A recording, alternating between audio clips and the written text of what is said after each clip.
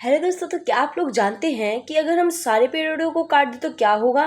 तो चलिए हम इसको समझते हैं और इसको मैं आपको एंशियंट की एक स्टोरी के थ्रू समझाऊंगी।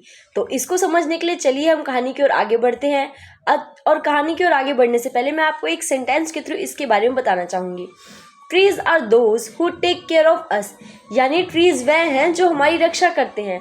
रक्षा बहुत तरीकों से करते हैं जो कि हम आगे कहानी के थ्रू जानेंगे। तो चलिए हम अपनी कहानी की ओर बढ़ते हैं और इस कहानी में हम लोग दो राज्यों के बारे में चर्चा करने वाले हैं, जिसमें एक आधुनिक न्यूयॉर्क का शहर है जिसे आधुनिक न्यूयॉर्क कहा जाता है और प्राचीन काल में उसका नाम उरुक था, और दूसरा है श्रीलंका का अनुराधापुर, और ये कहानी 3000 ईसा पूर्व की है। तो चलिए समझते हैं इस कहानी।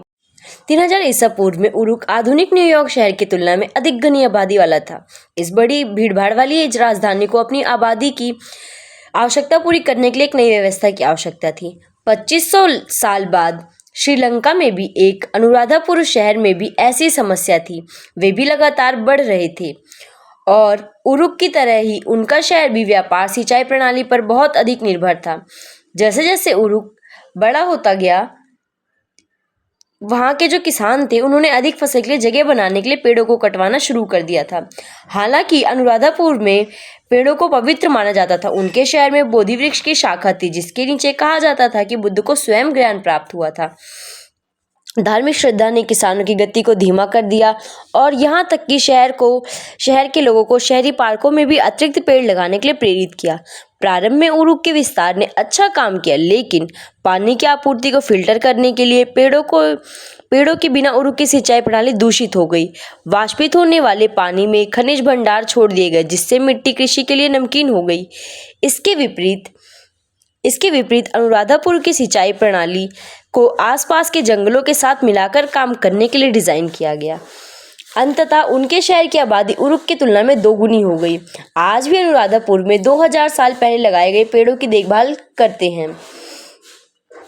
हम प्रकृति को हमारे स्थानों के लिए असंबद्ध या अपर्याप्त मानते हैं, लेकिन पेड़ हमेशा सफल शहरों का अनिवार्य हिस्सा रहे हैं। पेड़ हैं जो वो एक स्पंज की तरह काम करते हैं जो तूफानी पानी को वापस वायुमंडल में छोड़ने से पहले सोख लेते हैं। उनकी जड़ों की जमा मिट्टी भी बनाए रखते हैं, विषाक्त पदार्थों को छानने की अनुमति देते हुए भूस्खलन से बचाते हैं। पेड़ जो होते हैं वो बाढ़ों को रोकने में भी मदद करते हैं। यह हवा को शुद्ध करते हैं व जहरीली गैसों को लेकर हमें शुद्ध हवा प्रदान करते हैं। मानव जो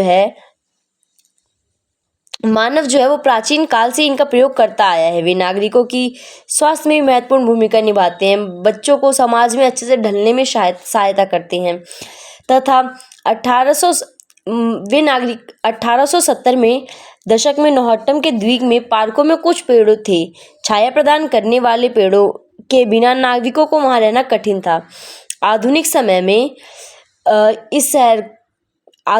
में हांगकांग में चर्च, इमारतों और भूमिगत ढांचों में पेड़ों का बढ़ना कठिन हो गया है। इससे शहर की वायु गुणवत्ता खराब हो रही है, जिससे कि यहाँ के लोगों को मानसिक तनाव और काफ़ी सारी अधिक समस्याओं का सामना करना पड़ रहा है। यहाँ की वायु भी अशुद्ध होती जा रही है इस समस्या के कारण। साथ ही साथ अगर हम पेड़ों का एक और महत्व जाने तो यह हमारे मानसिक तनाव पर भी असर डालता है तथा पेड़ों के पास मानव जल्दी से ठीक होता है।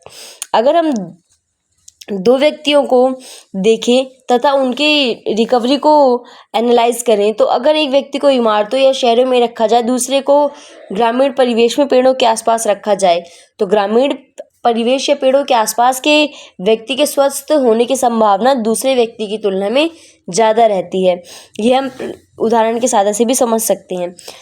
इस संवना नाम के एक जो देश है, वहाँ की भी सरकार ने 1733 में यहाँ पे ज़्यादा से ज़्यादा पेड़ लगाने के लोगों को प्रोत्साहित किया तथा साथ ही साथ कोपेनहेगन नाम के एक देश ने 1945 में यहाँ की गवर्नमेंट ने शहरों को पेड़ों के साथ साथ विकसित करने के ऊपर जोर दिया। इससे कि पेड़ों का महत्व बढ़ जाता है। साथ ही साथ हम देख सकते हैं कि जो पेड़ होते हैं वो बायोडाइवर्सिटी को बचाए रखने का भी काम करते हैं। पेड़ों के कारण बायोडाइवर्सिटी बची रहती है और इससे काफ़ी सारे जीव जंतुओं का घर नष्ट होने से बच जाता है। इससे 112 बर्ड स्पीसीज और 62 मैमल स्पीसीज को बचाया जा चुका है। इसी की तरह सिंगापुर की जो सरकार है उसने अपने शहरों में 1.2 मिलियन ट्रीज लगाए थे, जिसके कारण हम देख सकते हैं आधुनिक समय में सिंगापुर एक स्वच्छ और अच्छे शहर की गुणवत्ता है तथा यहाँ के लोगों की हेल्थ जो क्वालिटी है वो भी काफ़ी बेटर है। यह हम देख सकते हैं आधुनिक समय में भी। इसका जो कारण था वो सरकार द्वारा लिया गया यह कदम था।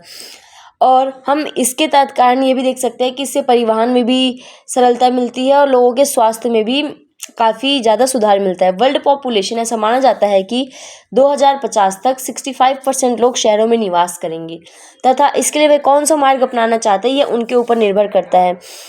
यदि वे इसे स्वच्छता के साथ, पेड़ों के साथ मिलजुल कर रह के अपना स्वस्थ जीवन व्यतीत करना चाहते हैं या प्रदूषित। वीडियो को देख के आप लोग को ट्रीज की इंपॉर्टेंस तो पता ही चल गई होगी और ट्रीज इंपॉर्टेंस पे आप लोग मुझे एक एक सेंटेंस कमेंट में ज़रूर लिख के बताएं ताकि मुझे पता चल सके कि आप लोग को वीडियो कितनी समझ में आई। वीडियो अच्छी लगी हो तो लाइक, सब्सक्राइब और कमेंट ज़रूर करें। Thank you so much for watching.